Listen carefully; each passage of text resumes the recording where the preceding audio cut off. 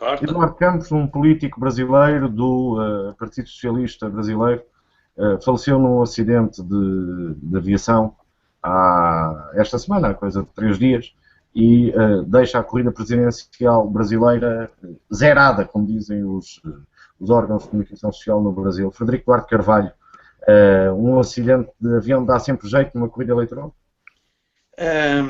Eu penso que isto poderá ser visto também por muita gente no Brasil. E queria dizer aos eventuais ouvintes, espectadores brasileiros, que um avião Cessna cai numa zona residencial. Há testemunhas que falam de uma explosão no ar, uma bola de fogo, e que o avião iria arder antes de tocar no solo. Não existem gravações de comunicação entre os pilotos e a torre de controle, e são dados inconclusivos. Especula-se entre acidente e atentado, porque a bordo ia um político carismático, numa altura muito delicada, porque eram eleições presidenciais. Onde é que isto aconteceu? Aconteceu em Portugal, em 1980, no dia 4 de dezembro, quando o primeiro-ministro Sá Carneiro morreu na queda de um avião Cessna, numa zona residencial, no bairro Camarate, depois de testemunhas terem visto um avião a explodir no ar e a cair no solo, e que ainda hoje se discute se foi atentado ou acidente. As semelhanças são demasiado evidentes. Eu espero é que no Brasil não demore 30 anos a chegar à verdade, como em Portugal ainda está o caso Camarate por resolver. Agora, os irmãos brasileiros têm um caso chamado Caso Boqueirão, que é o local onde caiu o avião, com o Eduardo Campos. E isso poderá ter implicações na corrida presidencial, mas isso aí eu já lá vou. Eu gostaria de ouvir a opinião do Paulo Querido. Bem, eu espero, disseste aí que já está, que é preciso esperar, esperas que os brasileiros não tenham que esperar 3 décadas para saberem alguma coisa. Bem, isso é a partir do princípio que nós sabemos alguma coisa sobre o que se passou em Camarate há 30 anos, portanto, naquele dia. A verdade é que não sabemos, continuamos a não saber. E há muitas, infelizmente, coisas de meias na história das quais nós nunca sabemos nada. Portanto, às vezes por excesso de informação, outras vezes por informação a menos, outras vezes porque temos tantas versões e tantas coisas sobre aquilo, tantas deduções sobre os factos, que acabamos por não perceber qual delas é a verdade, sendo que até uma delas é verdadeira, mas não sabemos qual é, não é? Tantas suposições, tantas teorias que se constroem com os factos disponíveis, que depois acabamos por não saber nunca qual é, mesmo que tenhamos acertado que seja uma daquelas, não é? Portanto, eu também não sei qual das versões sobre Camarate é a versão que corresponde à realidade. Portanto, essa coisa dos 30 anos, para chegar à verdade, bem, se calhar nunca chegaremos à verdade sobre Camarate. O que eu espero que os brasileiros sejam capazes de ultrapassar, de obviar, é pouparem-se a eles próprios a esses 30 anos de dúvidas e de angústias. Isso a sociedade portuguesa não foi manifestamente capaz de fazer. Qual é que é a diferença de há 30 anos, de Portugal há 30 anos para o Brasil hoje? Há muitas diferenças, não é? E, portanto, hoje a capacidade de investigar será, presumo eu, superior ao que era há 30 anos. Portanto, eu penso que os brasileiros têm mais possibilidades de facto, não serem massacrados durante 30 anos por uma história destas. Eu não percebo muito política brasileira, confesso. Não, a organização política do Brasil é uma coisa que pessoalmente me escapa.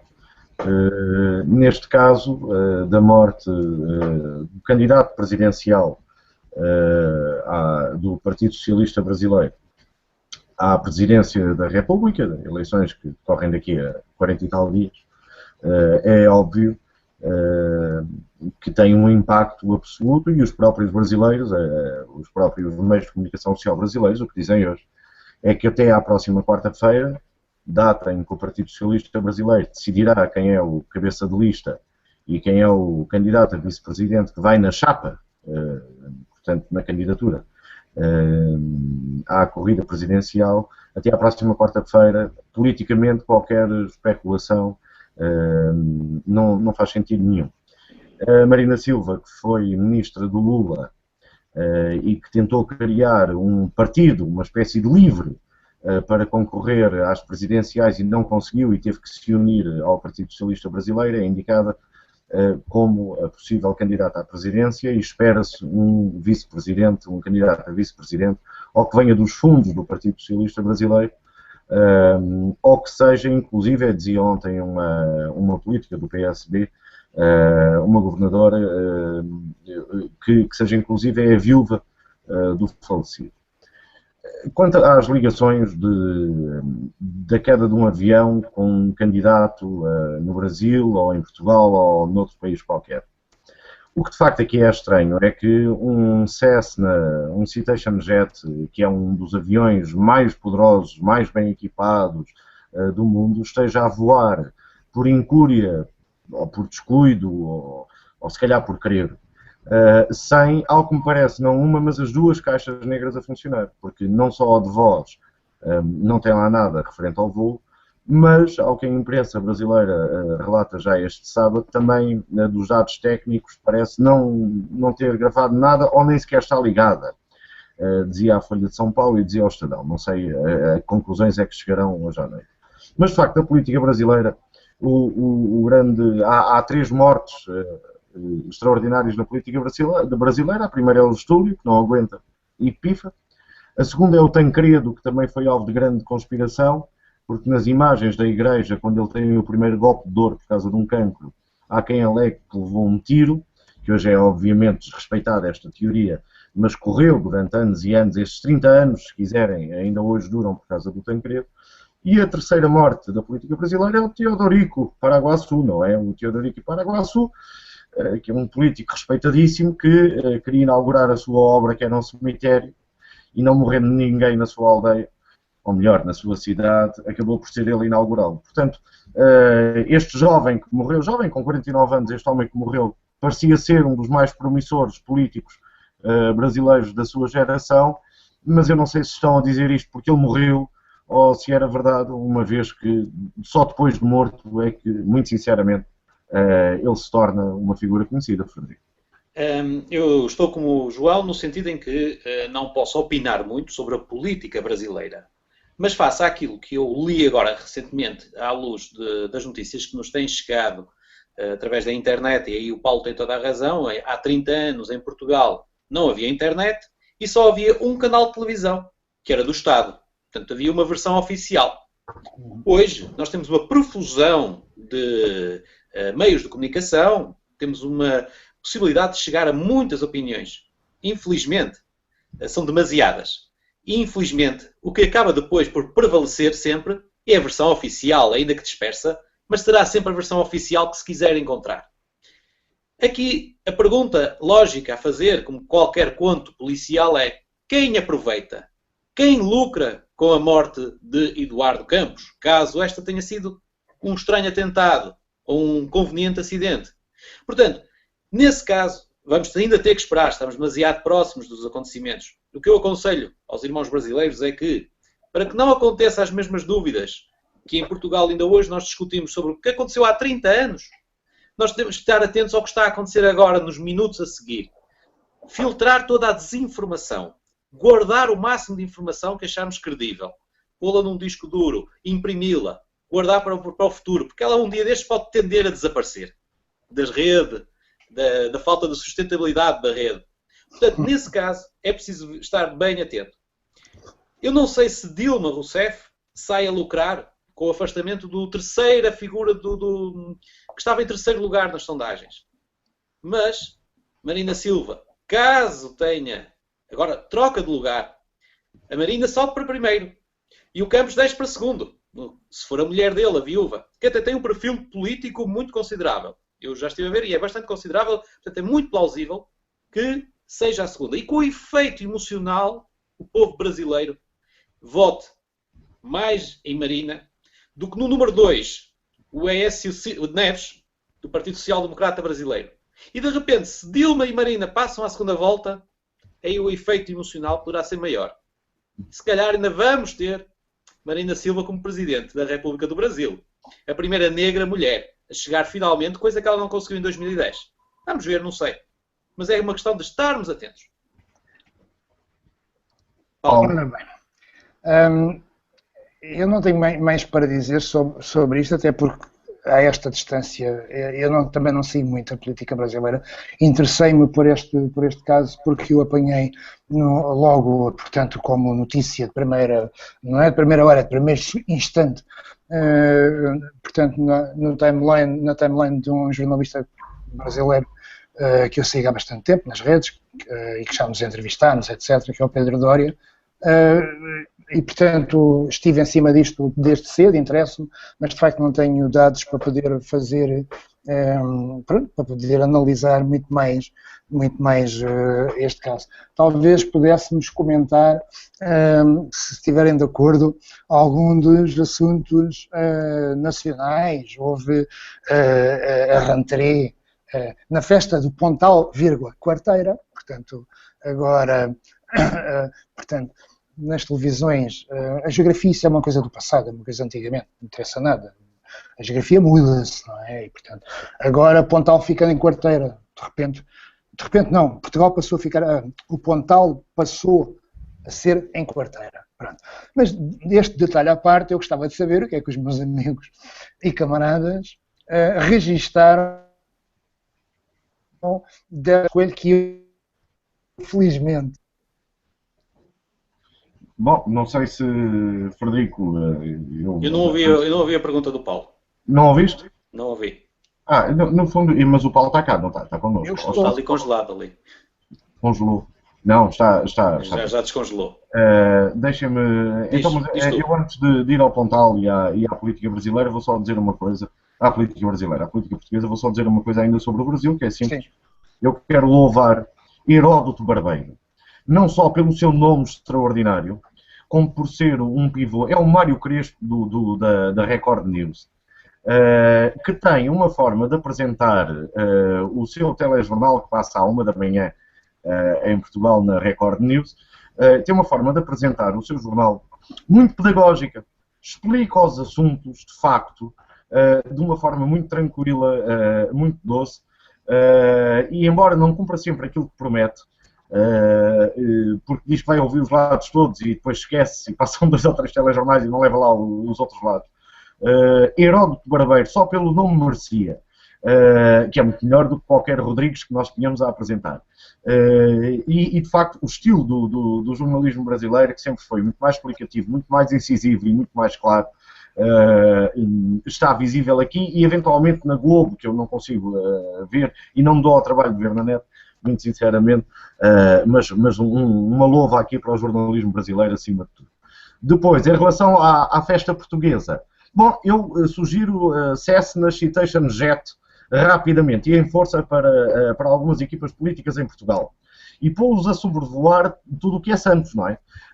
Para ver se alguma coisa de boa acontece no país. O que nós tivemos nos últimos dias, desde o caso BES, agora ao caso Montepio, ao Pontal, é esta picardia do Passos Coelho à liderança bicéfala do PS, a dizer que só faz acordos sobre a segurança social se o PS estiver de acordo.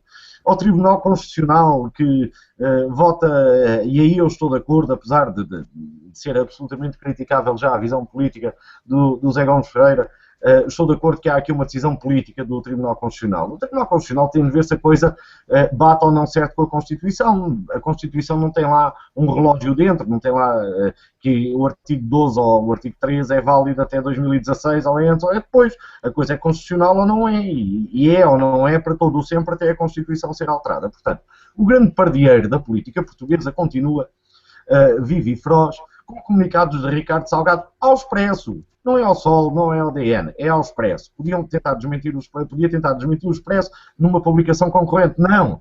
Vejam bem como as coisas são. Portanto, o desinteresse é absoluto da política portuguesa, mas o desinteresse da política portuguesa não implica que ela não seja perigosíssima para as pessoas e continua a ser perigosíssima para as pessoas. Porque as decisões em catadupa que estão a ser tomadas mal E os indicadores económicos, e os indicadores de emprego, e os indicadores de imigração, que neste momento nós sabemos nas últimas 3, 4 semanas, implicam, pura e simplesmente, um desastre, quer nas contas, quer no tecido social, que detalharemos depois a partir de setembro com mais cuidado neste programa, com certeza, Frederico. Antes de passar ao Frederico, deixa-me só fazer aí um reparo. Um reparo não, um acrescento e até um sublinhado.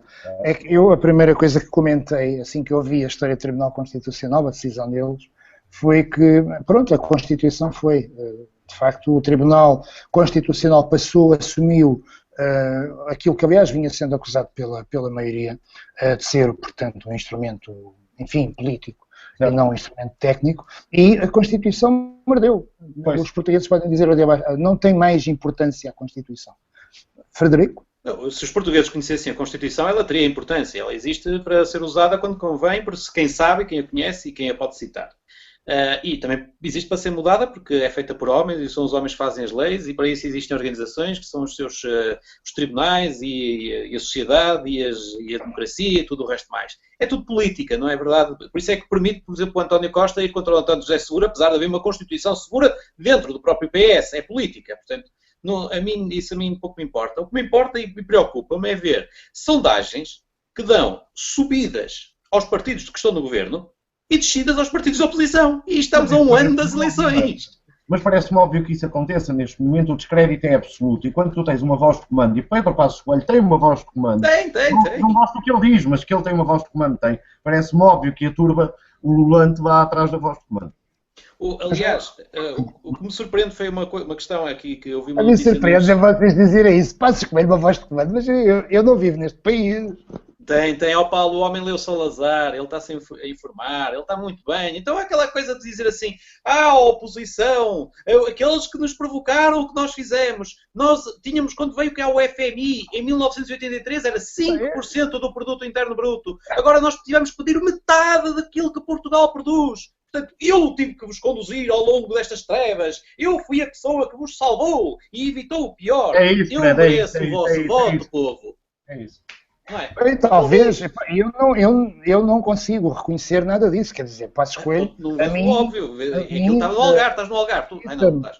Paulo, a questão não é saber se concordamos, não é saber se concordamos, desculpa lá, a questão não é saber se concordamos, não concordo, não é saber se aquilo é válido, não é. Quer dizer, eu não sou liderável, eu e presumo que haja outros portugueses como eu, não sou liderável por um indivíduo daqueles, não sou... Portanto, essa coisa de ser... Mas não é isso que está em causa e aquilo que eu estou a dizer, e julgo que o Fred também está a tentar dizer, embora o Fred fale por ele, aquilo que estamos a dizer é, aquele discurso, com aquele tom, com aquela retórica, com a eloquência que o homem tem, que é inegável, leva a que a ilusão que ele cria, errada sobre a realidade, colha numa esmagadora parte do eleitorado português, que está, obviamente, desinformado, não está politizado, ou, por simplesmente, não tem a opinião que eu tenho. Mas que aquilo colhe. Aquilo, do ponto de vista cénico, vale a pena, dramático. Colhe porque as pessoas estão fartas. Pronto, estão fartas disto tudo e, portanto, irão atrás daquilo que aparecer na televisão a dizer o que quer que seja. Ok? Agora, eloquência o Pedro Passos Coelho não tem, discurso o Pedro Passos Coelho não tem, visão o Pedro Passos Coelho não tem, estratégia o Pedro Passos Coelho não tem, portanto, ele não é um governante, ele calha que é o sujeito que aparece mais vezes na televisão e aparece com aquela voz e com aquele ar.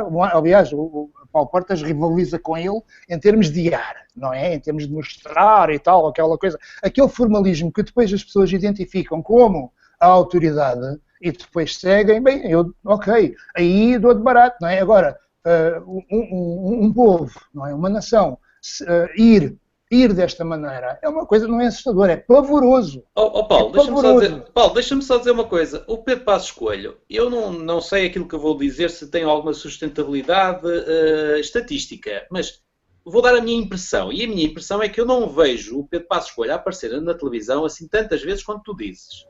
Vejo mais a oposição a aparecer na televisão, mas a contradizerem-se uns aos outros internamente. Seguro e Costa aparecem mais vezes que Passos Coelho.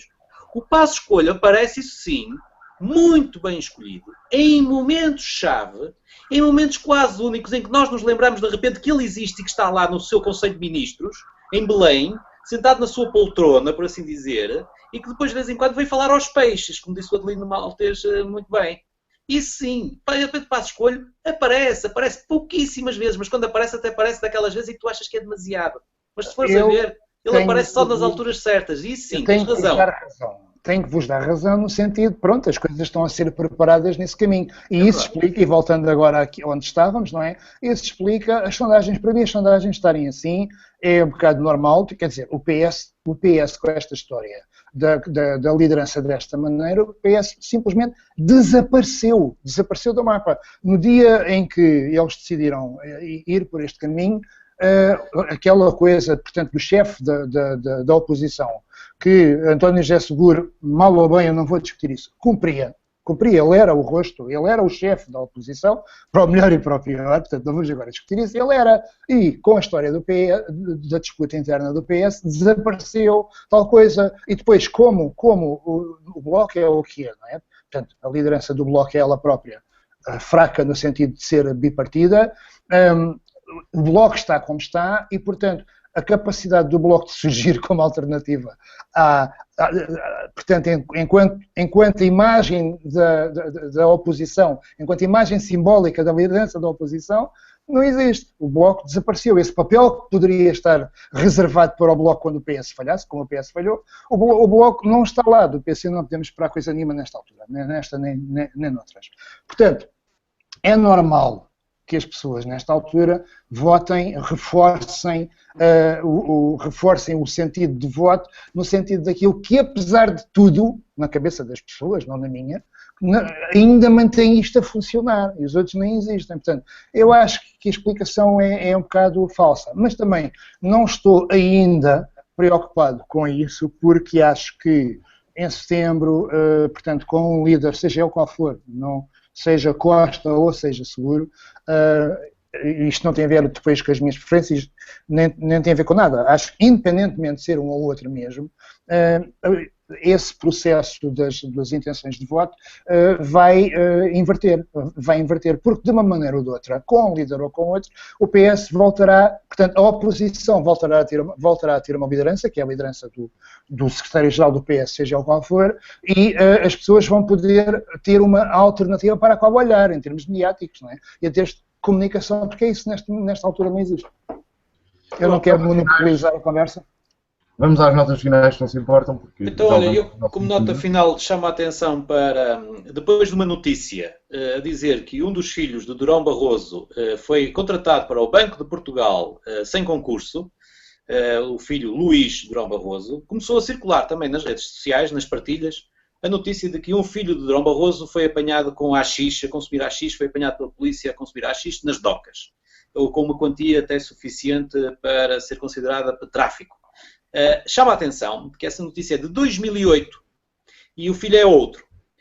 Não que isto sirva para limpar a imagem de qualquer um dos filhos, mas para não se confundir as notícias que aparecem de repente nas partilhas da comunicação social, das redes sociais, que não são a comunicação social. Pronto, é só isso.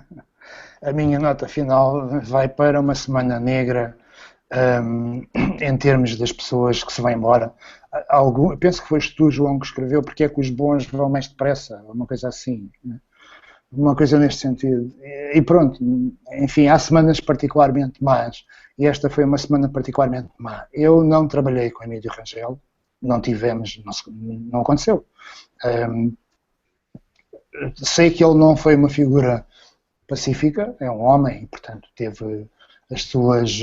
deixou, se calhar, mais inimigos do que amigos, mas deixou muitos amigos, e deixou amigos fiéis, portanto pessoas que ele tocou, que foram positivamente marcadas por ele, que foram incentivadas a trabalhar melhor por ele, mas sobretudo, e é isso que eu quero aqui sublinhar, Emílio Rangel marcou a comunicação social como... Eu estive a tentar fazer contas de cabeça com a minha mulher aqui e não nos lembramos, nos últimos 40 anos, de ninguém tão impactante, tão importante para a comunicação social portuguesa como Emílio Rangel. Eu aí, Paulo, recordo também a Dória Jogaça Dias, que desapareceu. Foi nossa camarada, foi crítica literária, foi autora literária, era uma voz incómoda. Tinha opinião, também polémica, como o Emílio Rangel, e convém lembrar o seu desaparecimento. Aliás, curiosamente, muito próximos um do outro. O desaparecimento também de Miguel Sousa Tavares, neste caso não da vida terrena, mas parece que está afastado dos seus palcos, segundo se dizia no princípio da semana, o que se confirma, presumo que se confirma, segundo as notícias. Há uma transformação, quer pela morte, quer pelo desaparecimento, por não falar dos internacionais, obviamente, dois atores que toda a gente conhece, mas na comunicação social julgo que também se começará a ver um dominó de transformação. Não é isso a situação política, nem inclusive é a situação do BES, nem inclusive é a situação dos grandes investimentos e das ligações políticas, económicas e financeiras que existem em todo o mundo e em todos os países. Eu lembro de mais dois nomes nos últimos 40 anos. Um deles é o inevitável Balsemão. Eu pensei nisso. Pronto, o inevitável Balsemão, como financiador, muito mais do que como jornalista, mas é importante a sua presença.